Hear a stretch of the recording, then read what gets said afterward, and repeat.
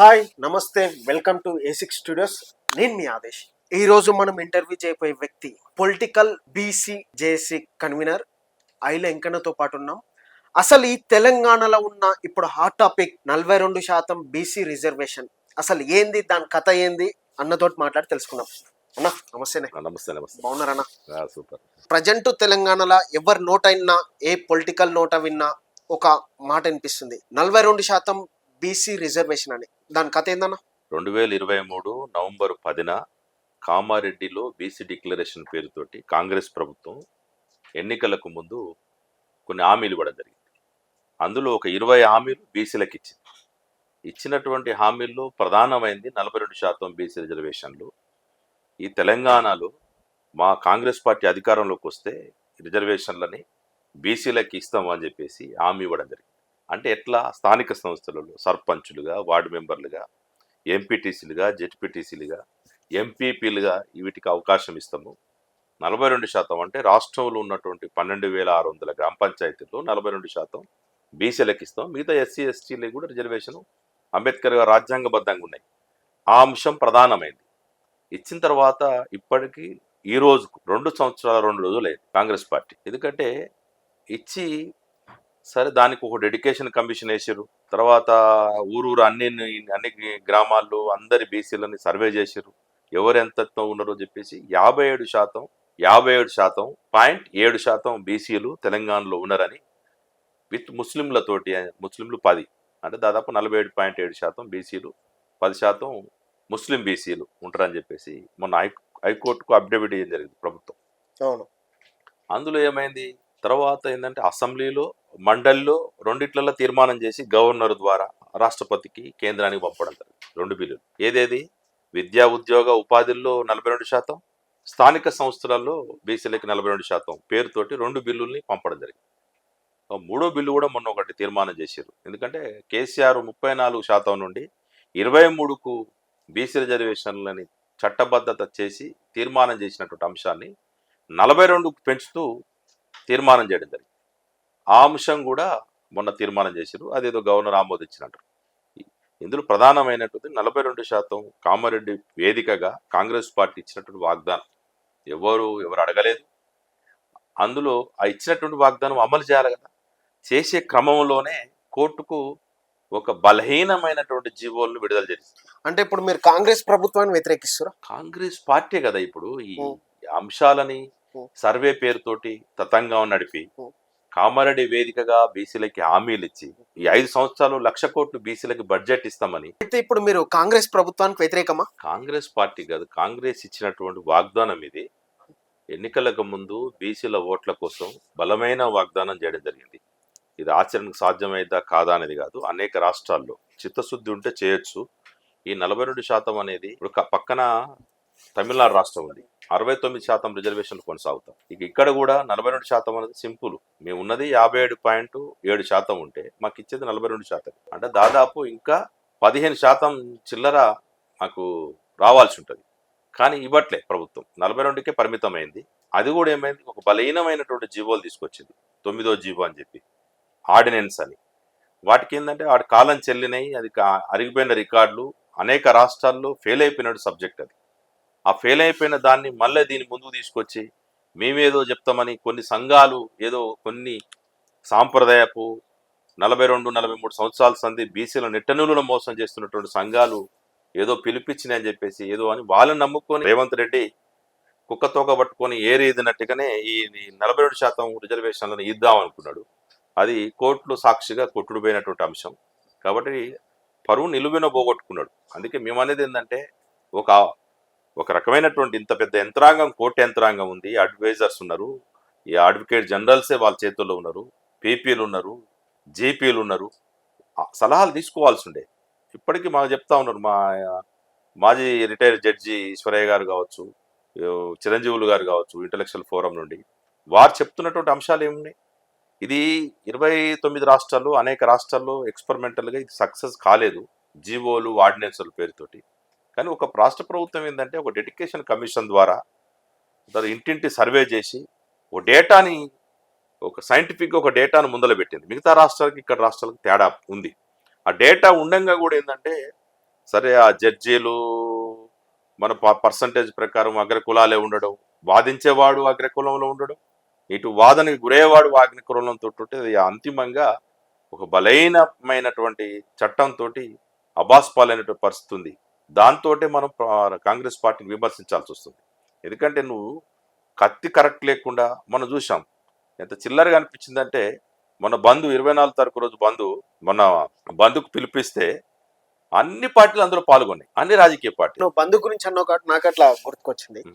మొన్న మీరు బంధుకి పిలుపునిచ్చినప్పుడు కాంగ్రెస్ ప్రభుత్వం అయితేంది, ఇటు బీఆర్ఎస్ ప్రభుత్వం అయితేంది, కేంద్రంలో ఉన్న బీజేపీ ప్రభుత్వం అట్లా అన్ని పార్టీలు అంటే తెలంగాణలో ఉన్న ఆల్ పార్టీస్ బంధుకి మద్దతు ఇచ్చినాయి. మరి దాన్ని ఎట్లా చూడాలన్న?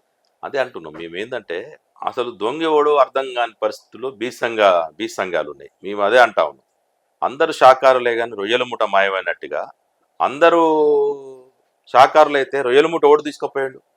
అందరూ బీసీలకి మద్దతే అంటే 42% బీసీ రిజర్వేషన్లు ఆపుతున్నది ఎవడు? అసలు దొంగ ఎవడో బయటపడాలి కదా. ఆ దొంగ అన్నట్టుగా అన్ని రాజకీయ పార్టీలు కూడా బీసీలను మోసం చేస్తూ మేమంటే మేమని ఒకరికంటే ఒకరు ముందుగా బంద్లో పాల్గొన్నారు. దాంతో మాకు అర్థమైంది ఏంటంటే, అంతకు ముందు సరే ఏదో బీసీలకి ఏదో వనగూరుతుంది కదా అనేటువంటి ఆశలు ఉన్నాయి, కానీ ఆ బంధుతోటి తేటతెల్లమైపోయిందంటే బీసీలకి అన్ని పార్టీలు మోసం చేయడానికి కంకణం కట్టుకునేది మాకు అర్థమైంది. అందుకే మేము ఏం చేసినాం, దాన్ని బేస్ చేసుకొని బంధు తెల్లారే ఇక ఈ సాంప్రదాయపు ఏదో ఇన్నేళ్ళు మేము సీనియర్ సంఘాలని రకరకాల బీసీ సంఘాలు ఉన్నటువంటి నాయకుల్ని గౌరవిస్తాం అంతవరకే, కానీ వాళ్ళు బీసీలని మోసం చేస్తారు కాబట్టి అది గమనించే మేము ఈ 42% బీసీ రిజర్వేషన్ల సాధన సమితిని ఒకటి ఏర్పాటు చేసినాం. అన్న మీరు మాట్లాడుతుంటే నవ్వొస్తుంది. ఎందుకంటే వాళ్ళు వీళ్ళు అంటుంటే ఎన్న ముచ్చటేందనంటే, అసలు బీసీలకు బీసీలే మోసం చేసుకుంటారు, అసలు బీసీలలో ఐకమత్యం లేదు అని అంటారు. అది వాస్తవం కదా? తప్పది. ఎందుకంటే బీసీల్లో ఐకమత్యం ఉంది కాబట్టి బంధు చూసాం. నేను చీమ చిటుక్కు అనకుండా బంధు చెప్పడం జరిగింది. బీసీల్లో ఐక్యంగా ఉంది, కానీ బీసీ సంఘాల్లో నాయకుల్లో స్వార్థం దాగి, అంటే నాయకులతో వచ్చిందే కదన్నా. కరెక్టే కదా. యంత్రాంగం టోటల్ బీసీల మనోభావాలు ఏమైతున్నాయంటో ప్రతి బీసీ బిడ్డ ఎంబీసీల కానుంచి ఈరోజు కంకర కొట్టుకునేటువంటి ఒడ్డెరన్న కావచ్చు, పట్లుతికే సాకలన్న కావచ్చు, గొర్రెలు కాసే గొర్రెలన్న కావచ్చు, అదేవిధంగా తాళ్ళెక్కే గౌడన్న కావచ్చు, ఒడ్రంగి కావచ్చు, విశ్వకర్మలు కావచ్చు, రకరకాల కులాలు ఉన్నాయి. ఎంబీసీ కుమ్మరి కావచ్చు, కమ్మరి కావచ్చు, కంచరి కావచ్చు, దూదేకులు కావచ్చు, రకరకాల కులాలు ఏవైతే ఉన్నాయో ఈ కులాలు నేతనేసే పద్మశాలి కావచ్చు, చేపలు పట్టే గంగపుత్ర కావచ్చు, ముదిరాజు కావచ్చు, ఈ మున్నూరు కాపులు కావచ్చు. కాబట్టి అన్ని కులాల్లో కూడా రాజకీయ చైతన్యం కోసం ప్రయత్నం జరుగుతూ ఉంది. ఆ దిశగానే ఉన్నారు. కానీ దీనికి నాయకత్వం వచ్చినటువంటి ఏదైతే కొద్ది మంది, ఎందుకంటే బీసీల తప్పు కాదు అది, వీళ్ళని నమ్ముకొని ఏదో మాకు వనుగూరుతాయి కదా అన్నప్పుడు వాళ్ళకి ఎంత మేరకు స్కాలర్షిప్లు, వాళ్ళ శక్తి, మన శక్తి ఏంటంటే వాళ్ళ స్కాలర్షిప్లకి, సబ్బు బిల్లలకి, ఏదో ఫీజు రియంబర్స్మెంట్లకి, చిన్న చిన్న కార్యక్రమాలు, పిల్లలకు సంబంధించిన అంశాలకే వాళ్ళు పరిమితమైన ఉద్యమం. వీళ్ళని ఎక్కువ అంచనా చేసుకుంది బీసీ సమాజం. దాంతో ఎక్కువ అంచనా చేసుకుని ఎక్కువ ఊహించుకోవడం వల్ల వచ్చిన సమస్య తప్ప. అంటే మీ నాయకత్వంలో లోపం ఉంది అని అంటారు. బీసీ నాయకత్వంలో లోపం అంటే స్వార్థం దాగి ఉంది. కొద్ది మంది అంటే మీ బీసీ నేను మళ్ళీ చెప్తున్నా, కొద్ది మంది అని అంటే వాళ్ళే కదన్నా. ఇప్పుడు మీరు అన్నారు అందరు కలుసుకొని చేసినాం, అందరిని కలుపుకొని చేసినాం అని మాట్లాడుతారు. మళ్ళీ సేమ్ టైం ఇప్పుడు అట్లా కొద్ది మంది అని అంటారు. ఏంటంటే ఇప్పుడు మొన్న ఒక జేఏసీ ఏర్పాటు చేయడం అనేది ఒక క్రమంగా జరగలేదు, సక్రమంగా లేకపోవడం వల్ల అంటే అలా మళ్ళీ ఇది కట్లా చెప్తున్నా, అక్రమంగా ఇప్పుడే అన్ని మీరే అంటున్నారు, చక్కగా జరగలేదు, అక్రమంగా జరిగింది అది ఇదని, అది గట్లా ఒప్పుకుంటారు.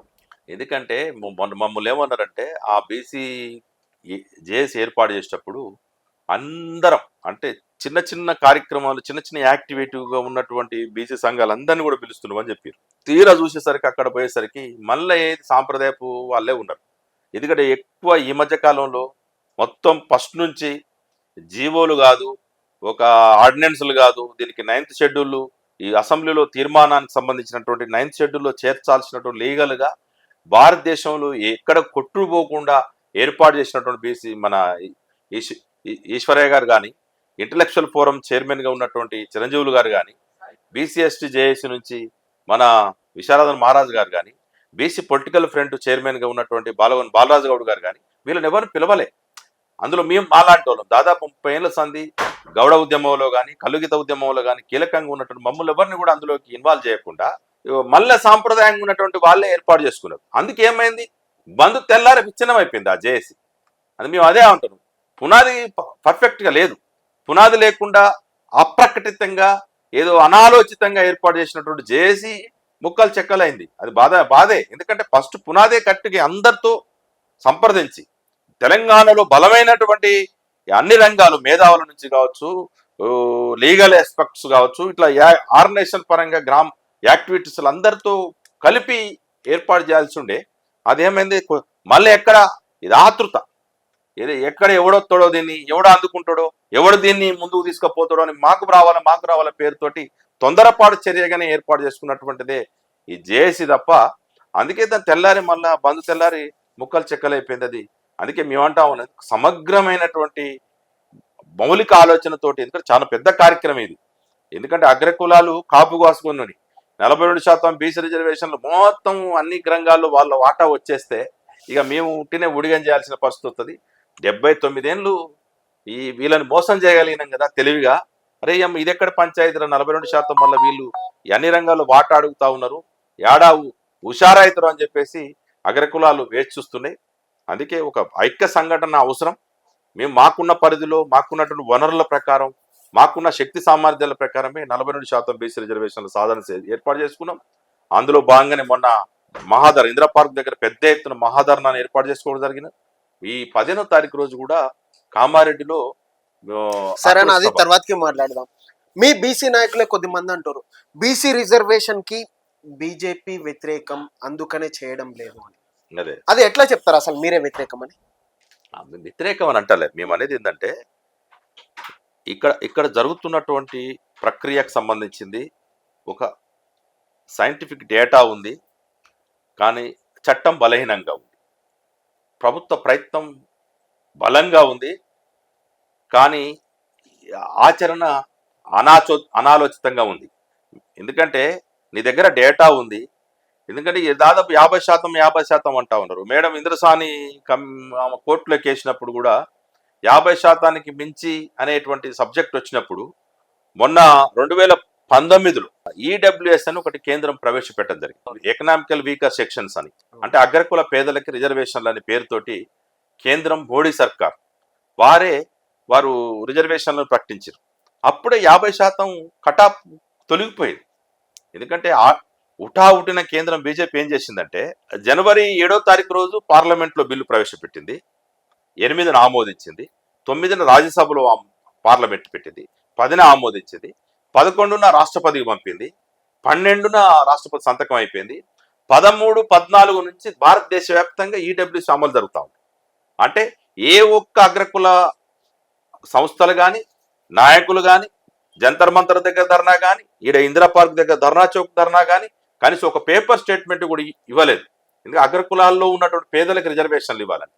ఇప్పుడు ఉన్నటువంటి భారతదేశంలో నడుస్తున్న రిజర్వేషన్లు కులాల వారీగా అనేక సంవత్సరాలుగా అట్టడుగున ఉన్నటువంటి దళితులు కావచ్చు, ఎస్సీలు కావచ్చు, గిరిజనులు కావచ్చు, చాలా వెనుకబడి అన్టచబుల్, ముట్టుకుంటేనే మేము మలినపడిపోతాం అనేటువంటి మను ధర్మశాస్త్రం నుంచి ఏర్పడినటువంటి ఆ రోజు అంబేద్కర్ గారు 1902లోనే సాహు మహారాజు భారతదేశ వ్యాప్తంగా కొల్హాపూర్ మహారాజు ఆస్థానం నుండి రిజర్వేషన్లు అమలు చేస్తే దాన్ని బేస్ చేసుకొని, అంటే అప్పుడు 1902లో బీసీలకు కూడా రిజర్వేషన్లు ఉండే, కానీ దాన్ని బేస్ చేసుకుని అంబేద్కర్ గారు భారతదేశంలో రిజర్వేషన్లు ఇస్తే అది ఒక అట్టడుగున వెనుకబడి చాలా దౌర్భాగ్యంగా ఊరుకు నెట్టబడబడి ఉన్నటువంటి దళితులకి, ఎస్సీలకి, ఎస్టీలకి రిజర్వేషన్లు ఇచ్చారు.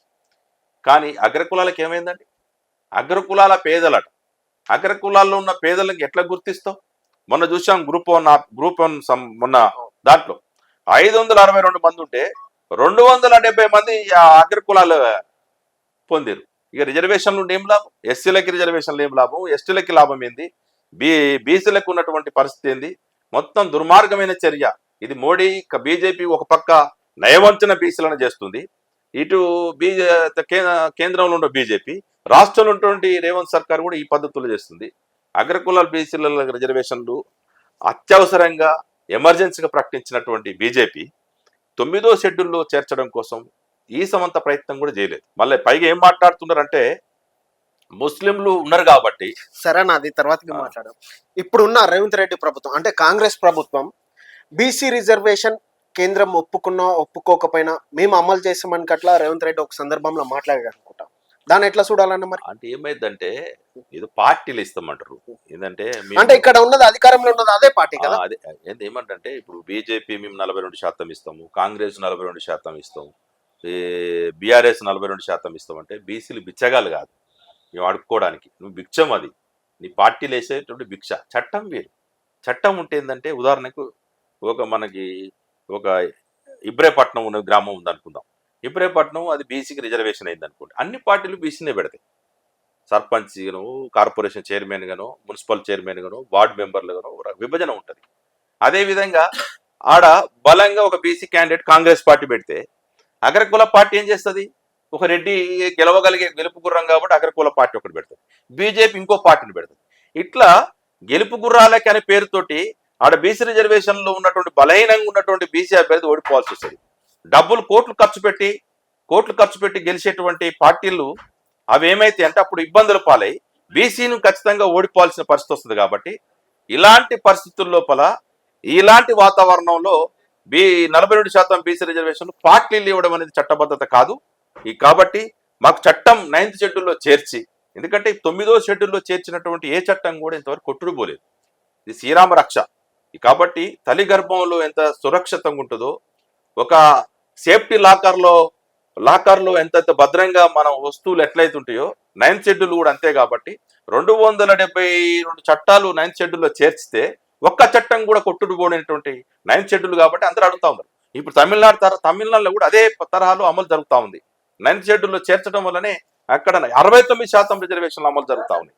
ఇక్కడ స్థానికంగానే వాళ్ళకి రిజర్వేషన్లు అమలు చేసుకునేటువంటి స్వీయ అధికారం రాష్ట్రాలకు. అన్న మీరు మాట్లాడే ప్రతిసారి 9th schedule BC reservation 9th schedule రాజ్యాంగంలో చేర్చాలని అంటారు. అసలు ఈ 9th షెడ్యూల్ సంగతి ఏందన్న?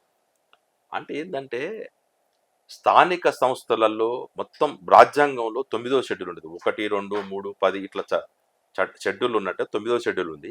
9వ షెడ్యూల్లో ఏమవుతుందంటే స్థానిక సంస్థలు అనేక అంశాలు ఉంటాయి. దాంట్లో కూడా దగ్గర 200-300 అంశాలు పాయింట్స్ ఉంటాయి. అందులో ఆయా రాష్ట్రాలకి, ఎందుకంటే పార్లమెంట్లో ఈ 9వ షెడ్యూల్లో, ఎందుకంటే స్థానిక సంస్థలు ఇది అనేది విద్యా ఉద్యోగ దానికి సంబంధించింది వేరు.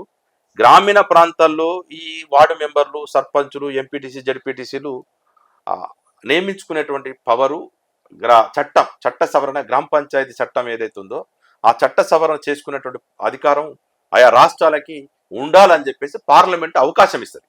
పార్లమెంట్లో బిల్లు పాస్ అవుతుంది. బిల్లు పాస్ అయ్యి అదే అసలు వాస్తవానికి ఏంటంటే భారతదేశ వ్యాప్తంగా రాజ్యాంగ సవరణ చేసి భారత ప్రభుత్వమే సవరణ చేసినట్టు ఈ సమస్య రాదు. ఈ 9th షెడ్యూల్ అవసరం లేదు. ఆ చట్టంలోనే భారతదేశ వ్యాప్తంగా మొత్తం బీసీలు 62% ఉన్నారు కాబట్టి 62% అన్ని రంగాల్లో 62% పవర్స్ ఇస్తాము, అధికారాలు ఇస్తాము, బడ్జెట్ ఇస్తాము. పార్లమెంట్లో చట్టసభల్లో, శాసనసభల్లో, మండలిలో, లోక్సభ, రాజ్యసభల్లో కూడా ఇస్తామని చెప్పేసి భారతదేశ వ్యాప్తంగా రాజ్యాంగ సవరణ జరిగితే ఏ చట్టం అవసరం లేదు. కానీ ఆ చేసేటువంటి పరిస్థితి ఇక్కడ స్థానికంగా ఉన్నటువంటి కేంద్రంలో ఉన్న కేంద్ర ప్రభుత్వం కానీ చేయట్లేదు. కాబట్టి ఆయా రాష్ట్రాలు ప్రయత్నం చేస్తున్నాయి. అందుకే 94లో జయలలిత అదే ప్రయత్నం చేసింది. ఢిల్లీలో ఉండి ఆమె భారత పార్లమెంట్లో బిల్లు పెట్టి మేము చట్ట సవరణ చేపించి 9th షెడ్యూల్లో మా తమిళనాడు రాష్ట్రంలో మేము రిజర్వేషన్లు అమలు చేసుకునేటువంటి రక్షణ చట్టం అక్కడ తీర్మానం చేపించి తమిళనాడు పోయింది. కానీ ఇక్కడ రేవంత్ సర్కార్ అది చేయట్లేదు. ఎందుకంటే తూతూ మంత్రంగా చేసినామని చెప్తా ఉన్నారు కానీ ఈయన ప్రయత్నం లేదు. ఎందుకంటే ఈయన కూడా చిత్తశుద్ధి ఉంటే చేయాల్సిన ప్రయత్నం ఏంటంటే అఖిలపక్షాన్ని కూడా తీసుకుపోవాలి. అఖిలపక్షాన్ని అదేవిధంగా ఆయన ప్రయత్నం మోడీతో మాట్లాడుకొని చేయాలి. చేయకపోతే అప్పుడు కేంద్రం ముద్దే అవుతుంది. కేంద్రం వాస్తవాన్ని చేస్తుందా చేయదా అనేది ప్రశ్న పక్కకుంటే, ఎందుకంటే అసెంబ్లీలో తీర్మానం జరిగిన వెంటనే దాటవేసినటువంటి చర్య మనకు కనిపిస్తా ఉంది. ఎందుకంటే ముస్లింలు ఉండరని చెప్పి పేరుతోటి బీజేపీ మాట మార్చేసింది. ఎందుకంటే రిజర్వేషన్లు ఇవ్వడం అనేది బీజేపీకి ఇష్టం లేకపోవడం. అన్న గతంలో కూడా బీసీ రిజర్వేషన్ చేస్తామన్నప్పుడు మండల కమిషన్ ఏర్పాటు చేసినప్పుడు కట్లా ఈ అగ్రవర్ణాలు అడ్డుకుంటున్నాయి అని అంటున్నారు. అసలు అది ఎంతవరకు వాస్తవం? అది బీజేపీ ఎవరు అడ్డుకుంటున్నారు ప్రధానంగా బీజేపీ ఏంటంటే మండల కమిషన్ వేస్తే కమ్మండల ఉద్యమం చేసింది బీజేపీ అన్న? బీసీలకు వ్యతిరేకంగా. ఉమ్, ఇదే అద్వానీ యాత్ర పేరుతోటి కమ్మడల ఉద్యమం పేరుతోటి శ్రీరాముడి పేరుతోటి మత ఉద్వేషాలు రెచ్చగొట్టి బీసీలను నిలువున మోసం చేసేటువంటి ప్రయత్నం చేసింది. ఎప్పుడు కూడా బీజేపీ బీసీ వీళ్ళకి మండల కమిషన్కి వ్యతిరేకం. ఎందుకంటే ఆ మండల కమిషన్ ద్వారానే ఈరోజు బీసీల స్థానిక సంస్థలలో రిజర్వేషన్లు ఎంత పర్సంటేజ్ ఉన్నా రిజర్వేషన్ల సిస్టమ్ అనేది అప్పుడు వచ్చిందే. అదే ఆయా రాష్ట్రాల్లో ఎక్కువ తక్కువలు ఉండొచ్చు, కానీ ఆ మండలికి వ్యతిరేకంగా కమండల ఉద్యమం నడిపినటువంటి బీజేపీ మాకు బీసీలకి వ్యతిరేకమైనటువంటిదే. ఆ మచ్చ అనేది బీజేపీ మీద ఉంది. అందుకే మేము అనేది ఏంటంటే అది చిత్తశుద్ధి ఉంటే ఇక్కడ స్థానికంగా ఉన్నాం 8 మంది ఎంపీలని 8 మంది ఎమ్మెల్యేలని ఇక్కడ బీసీలు బడుగు బలహీన వర్గాలు 90% ఉన్న ప్రజలు బీజేపీకి ఇవ్వడం జరిగింది. కాంగ్రెస్ కూడా 8 మంది ఎంపీలు ఇవ్వడం జరిగింది. ఒకటి ఎంఐఎంకి ఇవ్వడం జరిగింది. కానీ మీరు ఏం చేస్తున్నారు? ఆ ప్రయత్నమే లేదు. పార్లమెంట్లో మీరు పెట్టాలి బిల్లు. ఎందుకంటే ఇంత పెద్ద ఎత్తున ఉన్నటువంటి కాంగ్రెస్ పార్టీ కూడా 234 మంది ఎంపీలు ఉంటే కాంగ్రెస్ పార్టీకి 234 మంది ఉన్నారు. అది ఇండియా కూటమితో 300 మంది ఉంటారు. మన రాజ్యసభ మనం చూసాం, ఉపరాష్ట్రపతి ఎన్నికల్లో 300 మంది ఓట్లు వేయడం జరిగింది. అంత పెద్దగా ఉన్నప్పుడు కాంగ్రెస్ ఇచ్చినట్టు వాగ్దానం ఇది రాహుల్ గాంధీ భారత్ జోడో యాత్రలో దేశవ్యాప్తంగా ఇచ్చినటువంటి వాగ్దానం. అందులో మేము ఏంటంటే ఎక్స్పెరిమెంటల్గా తెలంగాణలో మేము చేస్తున్నామని చెప్తూ అమలు చేయకపోవడం అనేది కాంగ్రెస్ కూడా నష్టం. కాబట్టి భారతదేశ వ్యాప్తంగానే భారత్ జోడో కావచ్చు, కాంగ్రెస్ పార్టీ కామరేడ్ డిక్లరేషన్ కావచ్చు, మాకు ఇచ్చినటువంటి వాగ్దానాన్ని అమలు చేయాలంటే పార్లమెంట్లో కాంగ్రెస్ పార్టీ చొరవ తీసుకోవాలి. అప్పుడు దోషవుడు నిర్దోషవుడు దొంగ ఎవడు అసలు దొంగ ఎవడో బయటపడుతుంది. పార్లమెంట్లో ఈ ప్రస్తావన చేయకపోవడం అనేది కూడా ఇది బీసీలకు నష్టం జరుగుతుంది. బీజేపీ వారు బీసీ రిజర్వేషన్ ముస్లింలకు ఇస్తున్నారు, అది కరెక్ట్ కాదు అని చాలా మంది అంటుంటే విన్నా. ఈ రాష్ట్రంలోనే ఉందా లేకపోతే దేశం అంతటా ఉందా? ఇదే విధంగా చూసుకుంటే మన అజారుద్దీన్ కట్ల మంత్రి పదవి ఇచ్చారు అనుకుంటా, అది ఎందులో ఇచ్చిరయ్యా అంటే బీసీ కోట్లో ఇచ్చిరు అని అంటున్నారు. అది వాస్తవమా? వాస్తవానికి ఉత్తరప్రదేశ్లో 14 ముస్లిం కులాలతోటి ప్రస్తుతం రిజర్వేషన్ కొనసాగుతుంది. BC reservation. ఓకే.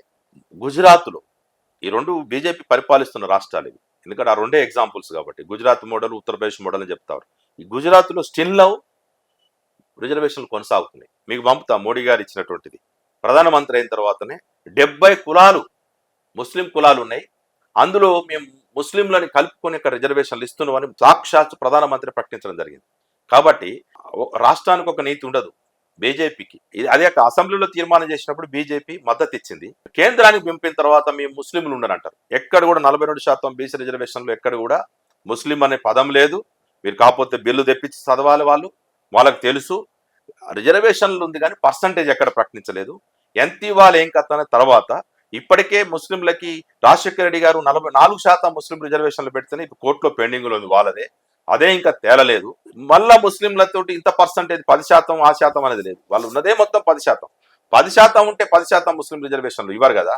వాళ్ళ పర్సంటేజ్ ప్రకారం ఏంటంటే తరతరాలుగా ఫకీర్లు కావచ్చు, దూదేకులు కావచ్చు, కాషోళ్ళు కావచ్చు అనేకేళ్ల నుంచి బీసీలుగానే కొనసాగుతున్నారు. వాళ్ళకి ఇవ్వడానికి మాకు బీసీలకి అభ్యంతరం లేనప్పుడు రాజకీయ పార్టీలకి ఎందుకండి? మేమేదంటే ఏదో ఎంఐఎం అసిద్దును ఓవైసీకో లేదా అజారుద్దీన్కో మేము రిజర్వేషన్లు ఇవ్వట్లే. ఇక్కడ ఇస్తే ఎవడైనా వ్యతిరేకిస్తాడు. మీరు అదే చెప్పండి, స్పష్టంగా చేయండి. మేము గుజరాత్లో ఎందుకు ముస్లింలకు ఇస్తున్నారు, ఉత్తరప్రదేశ్లో ఎందుకు ఇస్తున్నారు? కేంద్రంలో అనేక రాష్ట్రాల్లో బీజేపీ పాలిత రాష్ట్రాల్లో ముస్లింలకు రిజర్వేషన్లు కల్పిస్తూ తెలంగాణలో మేము ఏ పాపం చేసినామని మమ్మల్ని వ్యతిరేకిస్తున్నారు. అందుకే మేము ప్రశ్నిస్తా ఉన్నాం. బీజేపీ స్పష్టం చేయాలి.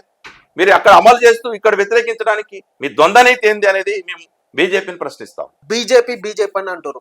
అదే బీజేపీ ప్రభుత్వం మేము ప్రధానమంత్రి బీసీలను వచ్చేసి ప్రధానమంత్రి చేసినాం, ఎస్సీలను ఆదివాసులను రాష్ట్రపతులను చేసినాం, సేమ్ టైం బీసీలకే మా ప్రభుత్వంలోనే అధిక పదవులు ఇచ్చినామని అంటున్నది. దాన్ని ఎట్లా చూడాలి అసలు? ఎందుకంటే ఇప్పటికీ చట్టబద్ధత లేదు.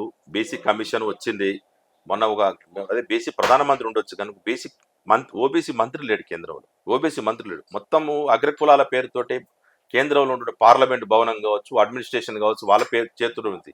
బీసీలు శూన్యం. ఎందుకంటే మేము చాలా పరిమితంగా ఇప్పుడిప్పుడు ఎదుగుతున్నటువంటి కులాలు, భారతదేశంలో 80 కోట్ల మంది ఉన్నటువంటి బీసీలకి పదవులు కావచ్చు. ఇది ఎందుకంటే చట్టసభల్లో మాకు పార్లమెంట్లో కానీ, అసెంబ్లీలో కానీ, మండల్లే కానీ లోక్సభ రాజ్యసభలో మాకు అవకాశాలు లేవు. ఎందుకంటే ఈ అగ్ర కులాలతోటి పోటీపడి మేము పదవులు సంపాదించుకునే పరిస్థితి లేదు. ప్రజా జీవితం ఏమైనా ఉన్న అవకాశం ఉందంటే ఇవి స్థానిక సంస్థలకే పరిమితం అవుతాం. అందుకే ప్రధానమంత్రి మోడీ ఉండొచ్చు బీసీ, రాష్ట్రపతి ఆదివాసీలు ఉండొచ్చు, కానీ మాకేం వనగూరుతుంది? భారతదేశ వ్యాప్తంగా కులగణన అన్నారు, ఎక్కడ 2027 అన్నారు, 33% మహిళలకు రిజర్వేషన్లు అన్నారు. అందులో మళ్ళా అగ్రకుల మహిళలే వచ్చి పార్లమెంట్లో, రాజ్యసభలో, అసెంబ్లీలో కూర్చునే పరిస్థితి వచ్చింది. ఏబీసీ కోటా లేదు. అదే మా బీసీ మహిళలకు ఏం అవకాశం ఇస్తావు చూడు, మా ఎంబీసీ మహిళలకు అవకాశం ఇచ్చి ఏమిస్తావు చూడు, మా ఎస్సీ ఎస్టీ బీసీలకు ఏమి ఇస్తావు? ఈ అవకాశమే లేదు కదా. ఆ ఏబీసీ కోట పెట్టకుండానే నువ్వు బీసీ మహిళలకి 33% రిజర్వేషన్లు అంటే మళ్ళీ ఎవరు దొరలు, దొరసాన్లు, పటేలమ్మల పోయి పార్లమెంట్లో, అసెంబ్లీలో కూర్చుంటారు, కానీ మా బీసీ మహిళలకు అవకాశం ఉండదు. అందుకే బీసీ జనగణన అన్నారు. జనగణనలో కులగణనని కేంద్రం ప్రకటించి 2027 దానికి టైం పెట్టింది. అప్పుడు రాజు ఎవడో రాకాశ్ ఎవడు, అప్పుడు దానికి ఎందుకంటే తక్షణం చేయండి. దేశవ్యాప్తంగా మీ కులగణన చేస్తే మా బీసీలు ఏందో మాకు తెలిసిపోతుంది కదా బాట. కాబట్టి ఇట్లాంటి వాతావరణం ఉంది కాబట్టి ఎవరు ఏదున్నా మమ్మల్ని నిట్టనులున మోసం చేస్తున్నటువంటి ఈ రాజకీయ పార్టీలని ఎండగట్టడం తప్పదు. ప్రజాక్షేత్రంలోకి వెళ్తాం, మా బీసీల శక్తి సామర్థ్యాలు నిరూపిస్తాం. అందులో భాగంగానే రేపు 15వ తారీఖు రోజు కామారెడ్డిలో కూడా ఆక్రోశ సభ జరిపిన. ఇది కాంగ్రెసే కాదు, బీజేపీ, కాంగ్రెస్, బీఆర్ఎస్ అన్ని పార్టీల వైఖరిని ఆ వేదిక, ఆక్రోశ సభ వేదికగా ఎండగడతామని చెప్పి తెలియజేసుకుంటాం. అన్న, ఇప్పుడే మీరు అన్నారు కదా కామారెడ్డిలో రేపు ఏదో మీటింగ్ పెట్టబోతున్నామని. ఆ మీటింగ్ పెట్టాల్సిన అవసరం ఏముంది? అసలు మీకే ఇన్ని ఉన్నాయి కదా, మీరే ఆల్రెడీ కొన్ని సంఘాలు ఉన్నాయి, ఆల్రెడీ పేరుగాంచిన సంఘాలు గట్లా ఉన్నాయి, వాటితోటే చేయొచ్చు కదా. మళ్ళీ కొత్త సంఘాలు పెట్టాల్సిన అవసరం ఏముంది? వాటితో ఏంటంటే మేము అదే అంటున్నాం, ఏదో గొర్రెతోక పట్టుకొని ఏరు ఈదని అన్నట్టుగా ఉన్న సాంప్రదాయ సంఘాలు చేయట్లేదు. కాబట్టి మేము ప్రత్యామ్నాయంగా ఒక బలమైనటువంటి ఆర్గనైజేషన్స్, ఇందులో 4 ఆర్గనైజేషన్స్ ఉన్నాయి, దీనికి అనుబంధంగా అనేక సంస్థలు ఉన్నాయి, కలిపి మేము ఉద్యమాన్ని ముందు తీసుకుపోతా ఉన్నాం. కాబట్టి ఆ కాంగ్రెస్ ఇచ్చినటువంటి వాగ్దాన వేదిక కాబట్టి అది ఆ వేదిక సాక్షిగానే మేము అందరం చేస్తా ఉన్నాం. మేము అంటా ఉన్నాం, వాళ్ళేం శత్రువులు కాదు, ఇప్పుడు ఫెయిల్ అయిన సంఘాలు అయినా సరే శత్రువులు కాదు, వాళ్ళంతా ఇంత ప్రయత్నం చేస్తున్నారు, ఏళ్ళ సంధి చేస్తున్నారు. వాళ్ళని కూడా కలుపుకొని ఒక బలమైన ఒక సంఘటన తెలంగాణ ఉద్యమ తరహాలోనే తెలంగాణ అయితే ఏదైతే ఒక జేఏసీగా ఎట్లయితే ఫామ్ చేసినో పొలిటికల్ జేఏసీగా, అట్లాంటి బీసీ పొలిటికల్ జేఏసీని కూడా ఏర్పాటు చేస్తాం. ఇక్కడ అన్ని రంగాల్లో మా వాటర్ కలిసి మంచి వివాద రైతుని దీనికి ఒక చైర్మన్గా పెట్టుకొని అన్ని సంఘాలను ఇందులో భాగస్వాములు చేసి పెద్ద ఎత్తున తెలంగాణ ఉద్యమం కంటే 10 రెట్టింపైన ఉద్యమాన్ని ఇక్కడ నిర్మించి బీసీల హక్కులన్నిటి కూడా సాధించుకోవడానికి మేము ప్రయత్నం చేస్తాం. అసలు బీసీ రిజర్వేషన్ రావాలంటే ఏం చేయాలన్న? బలమైన ఉద్యమ నిర్మాణం జరగాలి. ఇక్కడ గ్రామీణ స్థాయి నుంచి, జిల్లా స్థాయి నుంచి రాష్ట్ర స్థాయి వరకు ఇది రాష్ట్ర సమస్య కాబట్టి కేంద్రంపై ఒత్తిడి తీసుకురావాలి. కేంద్రంలో ఇది మన రాష్ట్రంలో ఉన్న ముఖ్యమంత్రి రేవంత్ సర్కార్ కూడా ఆ ప్రయత్నం చేయాలి. అవసరం అనుకుంటే ఆమరణ నిరాహార దీక్ష ఢిల్లీ కేంద్రంగా చేస్తే తప్ప ఇది జరగదు. కాంగ్రెస్ పార్టీ ఇచ్చిన వాగ్దానం ఇది అమలు చేయాల్సిన రేవంత్ రెడ్డి చేయాలా? రేవంత్ రెడ్డి ఖచ్చితంగా అఖిల పక్షాన్ని తీసుకుపోవాల్సిన ప్రయత్నం చేయాలి. బీజేపీ చేయని పక్షంలో రేవంత్ రెడ్డి అవసరం అనుకుంటే సావుకైనా తెగించాలి. ఎందుకంటే ఇచ్చిన వాగ్దానం ఇంతకంటే బలమైన కార్యక్రమం ఏమి లేదు. చిన్న ఉప ఎన్నికలు ఆన్లైన్లో చిన్న తాయిలాలు ఇచ్చిన కార్పొరేషన్ చైర్మన్ అందులో కూడా అన్ని అగ్రకులాల పేరుతో నింపుతా ఉన్నారు. అడ్మినిస్ట్రేషన్, టోటల్ అడ్మినిస్ట్రేషన్ అగ్రకులాల పేరుతో, రెడ్డి సామాజిక వర్గం పేరుతో నింపుతా ఉన్నారు. మా కార్పొరేషన్ చైర్మన్లు ఏంటంటే మా కులాల వారికి అనివార్యంగా గౌడ కార్పొరేషన్ గౌడికి వేయాలి, రెడ్డికి ఏనికి కుదరదు. ఈ కులాల వారికి ఇచ్చేటువంటి ఆయా కులాలకి కార్పొరేషన్ చైర్మన్లు ఇస్తారు, కానీ జనరల్ కులాలకు మాత్రం మొత్తం రెడ్లతో నింపుతా ఉంది ఇక్కడ. అందుకే మీ చిత్తశుద్ధి అర్థమవుతా ఉంది. ఎల్లా కూడా 42% అమలు చేసే పరిస్థితి లేదు. మేము నమ్మలేదు. మీ చిత్తశుద్ధి నిరూపించుకోవాలంటే, ఇచ్చిన వాగ్దానం అమలు చేయాలంటే ఖచ్చితంగా రేవంత్ రెడ్డి ఢిల్లీ వేదికైన ఉద్యమం నిర్మించాలి. నువ్వు ఇచ్చిన వాగ్దానం కాబట్టి నువ్వే ప్రయత్నం చేయాలి. మేము కాదు ఇచ్చింది, మేము ఉద్యమం చేస్తాం, సాధించుకుంటాం. 42% కాదు మాకు కావాల్సింది. మేమెంతునో మాకు అంత రావాలి, మీరెంతూరో మీ అంత తీసుకోవాలి. మీ వాట ఎవరెంతుర్రో కామారెడ్డి ఎమ్మెల్యే అన్నాడు వెంకటరామారెడ్డి, ఆయన ఏమన్నాడు, మా రిజర్వేషన్ ఆల్రెడీ ఈడబ్ల్యూసీ 10% 10% లేరు. మన జగిత్యాల జీవన్ రెడ్డి గారు కూడా ఉన్నారు, మేము 10% లేము రిజర్వేషన్, మేము 5% ఉంటే 10% రిజర్వేషన్లు అమలు జరుగుతూ ఉన్నాయి, మాకెందుకు కానీ ఇట్లా వాళ్ళే అంటా ఉన్నారు. మీరెంతుర్రో మీ అంత తీసుకోండి, మేమెంతో ఉన్నో మీ అంత తీసుకున్నాం. మొత్తం సంపదలో కానీ అన్ని రంగాలు సమానమైనటువంటి వాటా పంచుకోవాలి.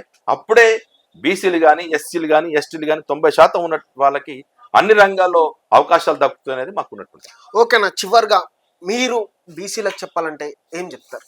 ఇప్పుడు ఒక దేవాలయానికి వెళ్ళినప్పుడు చెప్పులు బయట ఇడిచిపోతాం, అట్లనే బీసీ ఉద్యమంలోకి రాదలుచుకున్నప్పుడు మీ రాజకీయ పార్టీలు చెప్పులు లాంటివి మా దృష్టిలో రాజకీయ పార్టీలు చెప్పుల్ని అక్కడ ఇడిపించి బీసీ ఉద్యమంలోకి రండి, చిత్తశుద్ధితో పనిచేస్తాం. గతంలో జరిగిన ఉద్యమాలు వాటికి సంబంధించిన గత ఇప్పుడు కొత్త పద్ధతులు కొత్త పందాలో 42% రిజర్వేషన్ల సాధన కోసం మనం ఎంతున్నామో అంత వాట తగ్గేంత వరకు కూడా ఉద్యమం చేద్దాం. 9th షెడ్యూలే కాదు, విద్య ఉద్యోగ ఉపాధి అన్ని రంగాలతో పాటు రాజకీయ రిజర్వేషన్లను కూడా సాధించేంత వరకు చట్టసభల్లో ప్రతి ప్రతి వృత్తులు చేసే వృత్తిదారుడు కావచ్చు, మన శ్రామిక జీవులు కావచ్చు, సేవ కులాలు కావచ్చు, అనేక వృత్తులు బీసీలలో చాలా మంది 134 కులాలు ఉన్నాయి. అందులో కనీసం వార్డు మెంబర్ కాని కులాలు కూడా ఉన్నాయి. అందరినీ రాజకీయంగా ఆర్థికంగా సామాజికంగా చైతన్యవంతులు చేయడం కోసం కృషి చేద్దాం. ఆ దిశగా రాజకీయాన్ని చెప్పినాడు చెప్పులు విడిచిపెట్టినాడు రాజకీయ పార్టీలు వదిలేసి బీసీ ఉద్యమంలోకి రండి, ఒక బలమైన ఉద్యమాన్ని నిర్మిద్దాం. ఎవరెవరికో తెలంగాణ తీసుకొచ్చి ఎలమలకి రాష్ట్రం ఒప్పజెప్పినాం, కాంగ్రెస్ తీసుకొచ్చి రెడ్లకు రాజ్యం ఇచ్చినాం, కమ్మలు ఇన్ని సంవత్సరాలు పరిపాలన చేసిరు, 79 సంవత్సరాలు అగ్రకులాల చేతుల్లోని అణచివేయబడినటువంటి తెలంగాణ రాష్ట్రం. ఇప్పుడు మన రాజ్యాన్ని మనం వెళ్ళుకోవడం కోసం ప్రయత్నం చేద్దాం. ఆ దిశగా ముందుకు రావాలని చెప్పేసి ప్రతి ఒక్క బీసీకి విజ్ఞప్తి చేస్తాం. అన్న చివరిగా రాపిడ్ ఫైర్ అన్న వన్ వర్డ్ ఆన్సర్. ఇప్పుడున్న సీఎం రేవంత్ రెడ్డి గురించి చెప్పాలంటే వన్ వర్డ్ లో ఏమని చెప్తారన్న? అన్ని తెలిసిన వ్యక్తే, కానీ ఆయన వెనకాల బలమైనటువంటి కులం వెనకాల ఉంది, కులం అడ్డుపడతా ఉంది. వ్యక్తిగా మంచిగా ఉండొచ్చు కానీ కులం ప్రధానమైనటువంటి అడ్డంకిగా రేవంత్ రెడ్డికి ఉంది. దాని నుండి దూరం జరిగితే తప్ప రేవంత్ రెడ్డిలో ఉన్నటువంటి అసలు రేవంత్ రెడ్డి బయటకు రాడు. గతంలో ఉన్న సీఎం ఎవరైతే ఉన్నారో తెలంగాణకి కేసీఆర్ గురించి చెప్పమంటే ఏముంది, ఇప్పుడు ఆయన మా విశారదన్ గారు అంటాడు అంతఃపురంలో దాగిన అఘోరా లాంటి అతను బయటికి రాడు. చూసినాం కదా, ఏదో రోమ్ నగరం తగలబడుతుంటే పిడియలు వాయించుకున్నట్టుగా ఆయనకి అక్కడికే ఉంది. ఆయన ఇక అయిపోయింది. 10 ఏళ్ళు తెలంగాణ రాష్ట్రం సాధించినందుకు ఆయనకి ఇచ్చిర్రు, ఇక రిటైర్ చేసుకోవాల్సింది ఆయన. ఈ వాళ్ళ కొడుకు వాళ్ళు ఏదో యాక్టివ్గా ఉండరు కదా, అది ప్రయత్నం. గతంలో ఉన్న ఎక్స్ మినిస్టర్ శ్రీనివాస్ గౌడ్ గురించి చెప్పమంటే ఆయన ఏంటంటే మా మీద 10 సంవత్సరాలు ఆయన ఉన్నది, 5 సంవత్సరాలు ఎక్సైజ్ మంత్రిగా ఉన్నాడు. మా మీద మా కల్లుగీత అంటే ఆయన కల్లుగీత ఎక్సైజ్ శాఖ మంత్రి కాబట్టి 15% రిజర్వేషన్లు వాళ్ళ హయాంలోని గౌడుకు వచ్చినాయి, 10% ఎస్సీలకు రిజర్వేషన్లు వచ్చినాయి, ఎస్టీలకు 5% వచ్చినాయి, 30% వైన్స్లలో రిజర్వేషన్లు ఇచ్చారు సబ్సిడీ. కానీ మా ఎక్సైజ్ శాఖలో కల్లుగీత వృత్తికి సంబంధించినటువంటి రక్షణ దక్కింది. ఎక్కడ కూడా ఏ ఎక్సైజ్ వాళ్ళు కూడా మమ్మల్ని వేధింపులకు గురి చేయలేదు 5 సంవత్సరాలు. గత 5 సంవత్సరాలు కొంచెం ఇబ్బంది పడరు, కానీ ఆయన మాత్రం కల్లుగీత వృత్తికి గౌడ కులానికి అదే నీరా ప్రాజెక్టు కావచ్చు, పాపన్న వర్ధంతి జయంతులు నిర్వహించడం కావచ్చు, ఆత్మగౌరవ భవనానికి స్థల కేటాయించడం కావచ్చు, అనేక అంశాలకు సంబంధించినటువంటి మా వృత్తికి ఉన్న పరిధిలో ఆయనకు ఉన్న అవకాశం మేరకు మంచి చేసిండు అనేది మేము. ఇప్పుడున్న మినిస్టర్ జూపల్లి కృష్ణారావు గారు కొంచెం చెప్పండి. పాపం ఆయనకి ఏంటంటే ఈ స్వేచ్ఛ లేదు, వృత్తి పట్ల అవగాహన లేదు. మా గౌడ కులం నుండి కానీ వృత్తికి సంబంధించినటువంటి వాళ్ళెవరన్నా ఉంటే మాకు వృత్తికి న్యాయం జరిగేది. ఎలమ దొర నుండి తీసుకురావడం వల్ల అతనికి అవగాహన లేదు, అందులో మాకు కూడా ఇబ్బందులు పాలవుతా ఉన్నాం అనేది మాకున్నట్టు. ఈటెల రాజేందర్ చాలా, ఎందుకంటే ఆయన లెఫ్ట్ భావాలు కలిగినటువంటి వాడు. అనివార్య పరిస్థితుల్లో ఈ బీఆర్ఎస్ టీఆర్ఎస్ రాజకీయ ఒత్తిళ్లు చేయడంతో కొన్ని కారణాల రీత్యా బీజేపీ పోయి ఉండొచ్చు, కానీ ఆయన భావాలు కానీ ప్రజలకు కానీ నిత్యం ప్రజలతో ఎట్లా పనిచేయాలి ఏం కథ అని కింద నుంచి వచ్చినటువంటి వ్యక్తి, మంచి సేవా గుణం ఉన్నటువంటి వ్యక్తిగా బీసీలు ఆయన ఎప్పుడు కూడా మరవలేదు. కొండా సురేఖ మంచి పద్మశాలి బిడ్డ అయినా మంచి కార్యక్రమాలు చేస్తుంది. ఆమెను మొన్నేదో రకరకాల పేరుతో తీసేద్దామన్నా కానీ బీసీ ఉద్యమం ఉవ్వెత్తున లేస్తున్న క్రమంలో ఆమెను తీసేటువంటి ప్రయత్నం అగ్రకులాలు బంద్ చేసుకోవడం. కల్వకుంట్ల కవిత పాపం ఆమె ఏందో ఏ పని లేక ఇప్పుడు 10 ఏళ్ళు ఏం మాట్లాడలేదు. మరి ఆమె ఎవరో ఆ శక్తి నడిపిస్తూ ఉంది, పోయి కుటుంబం మీదనే వ్యతిరేకత చూపిస్తూ ఉంది. ఏ ఈజం లేక బీసీ ఉద్యమాన్ని పట్టుకుంది. ఆమెని ఎవరు నమ్మరు కూడా అని, ఎందుకంటే లిక్కర్ అవి చేసిన మహిళగా గౌరవిస్తారు, కానీ లిక్కర్ స్కామ్లు ఇరకపోవడంతో సారా రాణిలాగానే చూస్తారనేది మాకు. పాపం ఆమె ఏంటంటే వాళ్ళ ఆయన ఇప్పటికీ కళ్ళు దందా లిక్కర్ దందా గద్వాల ప్రాంతంలో చేస్తారు. రకరకాల పార్టీల్లో మారుకుంటూ అంతిమంగా ఏదో బీజేపీలో ఒక మహిళగా గౌరవిస్తాం, కానీ ఉన్న పార్టీ బీసీ వ్యతిరేక పార్టీగా చూస్తాం. బట్టి విక్రమార్క ఆయన కూడా చూస్తా ఉన్నాం, ఈ మధ్య చూస్తా ఉన్నాం, వివాద రైతుడిగా మారుతా ఉన్నాడు. హత్య రాజకీయాలు ఆ ప్రాంతంలో ప్రజల కోసం పనిచేస్తున్నటువంటి నాయకులు అక్కడ హత్యలు చేస్తున్నట్టుంది. ఇప్పటికీ ఫీజు రియంబర్స్మెంట్ పేరుతోటి చాలా 6,500 కోట్ల రూపాయలు పెండింగ్లో ఉన్నాయి. ఆర్థిక మంత్రిగా ఆయనకి అవకాశం, మంచి వ్యక్తిగా మంచోడే, అందరికి సుపరిచితులే. ఆ నేపథ్యం మళ్ళీ అనంతరాములు కానించేంత నేపథ్యం ఉంది, కానీ ఆయనకి స్వేచ్ఛ లేకపోవడం, ఒక స్వేచ్ఛాయుత వాతావరణంలో పరిపాలన కొనసాగిస్తే బాగుంటుంది అనేది. ఐలు వెంకన్న గౌడ్. నేను మామూలు ప్రజా జీవితంలో ఉన్నాం. దాదాపు వామపక్ష ఉద్యమంలో నుండి చిన్న మారుమూల ప్రాంతం మాది వరంగల్, ఉమ్మడి వరంగల్ జిల్లా మహబాదు ఇప్పుడు జిల్లా. ఇది డోర్నకల్ మండలం గొల్లచెల్ల గ్రామంలో చిన్న వ్యవసాయ కుటుంబం. వ్యవసాయ కూలీ నుండి తాళ్ళు ఎక్కుకొని రకరకాల పనులు చేసుకొని మేము ప్రజా జీవితంలో కమ్యూనిస్ట్ పార్టీ సిపిఎం పార్టీ నుండి ఆడ ఉండి కరీంనగర్, మహబూబ్ నగర్, రంగారెడ్డి అన్ని జిల్లాల్లో తిరుక్కుంటూ అంతిమంగా గౌడ కలిగిత ఉద్దారుల సంఘం, కలిగిత కార్మిక సంఘం, గౌడ సంఘాల జేఏసీ చైర్మన్గా, గౌడ సంఘాల సమన్వయ కమిటీ రాష్ట్ర కన్వీనర్గా, ఈరోజు బీసీ పొలిటికల్ ఫ్రంట్ వరకు కూడా బీసీ ఉద్యమంలో కూడా ఇన్వాల్వ్ అయ్యి మా ఇంత అనుభవాన్ని ఇందులో కూడా ఇమ్మిడ్చి ఎంతో మంది నాయకులను తయారు చేయాలని. ఇప్పటివరకు ఏంటంటే కరపత్రం రాయ రావట్లేదు, కనీసం దరఖాస్తులు రాయ రావట్లేదు. మంచి ఉపన్యాసకులు మైకు పట్టుకుంటే భయపడతా ఉన్నారు. ఉపన్యాసకులు తయారు చేయడం, మంచి లీడర్లుగా తయారు చేసినటువంటి ఒక సర్కస్ లా మంచి ఎక్సర్సైజ్ చేసి ఒక వర్క్షాపులు నిర్వహించి మొత్తం రాష్ట్ర వ్యాప్తంగా మాలాంటి అట్టడుగున్నటువంటి వాళ్ళందరికీ కూడా ఈ చైతన్యం కల్పించాల్సింది. రాజకీయ చైతన్యం, సామాజిక స్పృహ కల్పించి ఇటువైపు, ఎందుకంటే యువత అంతా కూడా ఒకవైపు ఏంటంటే ఈరోజు రీల్స్, రకరకాల తాగుడికి, రకరకాల బానిసలు అవుతున్న క్రమం లోపల ఈ వైపు కాకుండా ప్రజల వైపు కూడా ఆలోచించాలి. ఇప్పుడు ఉన్నటువంటి విద్యార్థులు, యువకులు, మహిళలు, అట్టడిగిన వెనుకబడిన ప్రజలందరూ కూడా ప్రజల కోసం పనిచేయడం కోసం ముందుకు రావాలనేటువంటిది నా ఆలోచన.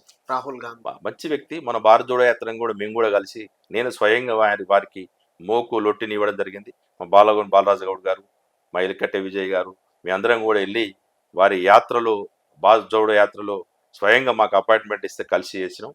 కానీ విజన్ ఉన్న నాయకుడే, ఆయనకు భవిష్యత్తు ఉంది. ఆ విధంగానే పోవాలి. ఇట్లాంటి చిన్న జరిగినప్పుడు వీటిని కూడా అధిగమించుతూ దేశవ్యాప్తంగానే ఆయనకు కూడా భవిష్యత్ ప్రధానికి అవకాశాలు ఎక్కువ ఉన్నాయి. నరేంద్ర మోడీ చూస్తారు, అయిపోయింది. ఆయన ఇప్పటికే 3 సార్లు అవకాశం ఇచ్చారు. ఎందుకంటే భారతదేశ వ్యాప్తంగా ఈరోజు అన్ని రంగాల్లో ఫెయిల్ అయిపోయినటువంటి సబ్జెక్ట్ అది. ఆయన వ్యక్తిగా మంచిగా ఉండొచ్చు, పెళ్లి కాలేదని చెప్పేసి రకరకాలు ఉండొచ్చు. అది కాదు ఇక్కడ ప్రజలకి. 15 సంవత్సరాల్లో పెట్రోల్ ధరలు ఆ రోజుల్లో అధికారం రాకముందు, వచ్చిన తర్వాత ఈరోజు జీడిపి కానీ, రూపాయి విలువ కానీ, భారతదేశ వ్యాప్తంగా రూపాయి విలువ పడిపోయింది. ప్రపంచ దేశాల్లో డాలర్ కావచ్చు, పౌండ్స్ కావచ్చు, యూరోస్లు అన్ని రంగాల్లో పడిపోవడం జరిగింది. ఈరోజు కొద్ది మంది చేతుల్లోనే భారత సంపద ఉంది. ఆదాని, అంబానీ వీళ్ళకే దోషిపెట్టినటువంటి అపవాదం ఉంది. దాని నుండి బయటపడాలంటే బీజేపీ ఇచ్చినటువంటి మౌలికంగా ఇచ్చిన వాగ్దానాలు కూడా అమలు చేయాల్సిన అవసరం. థ్యాంక్ యూ, మీ విలువైన టైం. నమస్తే. చూసారు కదా ప్రజలారా, ఇది ఇవాల్టి మన ఇంటర్వ్యూ. దీనిపైన మీ అభిప్రాయాలు అట్లా ఖచ్చితంగా కింద కామెంట్ రూపంలో తెలియజేయండి.